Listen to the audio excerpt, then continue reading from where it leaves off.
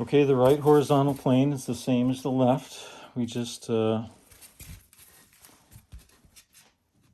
hold the tape right underneath the transverse line of the FP1 or FP2 electrode, and then we run it right under the line of the the bipolar line of T4. Okay, just like that. And then you measure 5.5 right here, and then you go up to 11, and you mark 11 right there. Okay. All right. So now we're going to extend that one up. Okay. Same thing now. So we're going to hold the tape right underneath the transverse line at FP2 and right at the under the bipolar line of T4. And then we're just going to make a mark right along the tape line like that.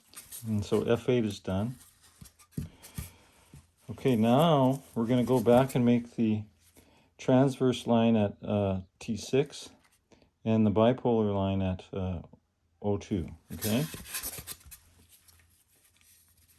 So again, you hold your tape line, you put it right at 0, right at T4, or you put 0 right at T4 electrode, and you hold the tape right under the line at the bipolar line at T4. And then you head off right towards OZ, okay?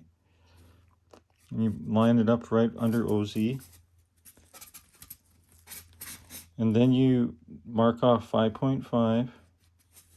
And then you go to 11, you mark off 11, which is another 5.5. And then this distance between the O1 and O2 bipolar marks should be 5.5, okay? So let's see how close we are. Okay, here we have 5.2, 5.1.5. So that's pretty close. We're about 3 millimeters off, but I'll take that. Now you hold the tape. To complete the O1 and O2 electrodes, you hold the tape right here at the transverse line at OZ, okay? And then you just run a line, the transverse line at O1 right there, and O2 right here. And you can see O1 and O2 are completed. Oops. This one looks up a little high. I'm going to put that one up a little higher there, okay? Okay, now we can complete the T5 electrode by simply holding our tape under the bipolar line at T3. See how it's underneath the line, right? This line here, the bipolar, I'm lining it up right there. And then the transverse line at O1 right here, okay? Okay, see how I'm lining it up? Right with this line here.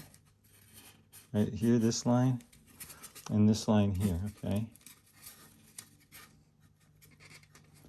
And then you just simply draw right along the tape line, and then there you go. T5 is completed. All right, and then you just do the same thing on the right side to complete T6. You line it up with the bipolar line at T4. See how it's right under this line here?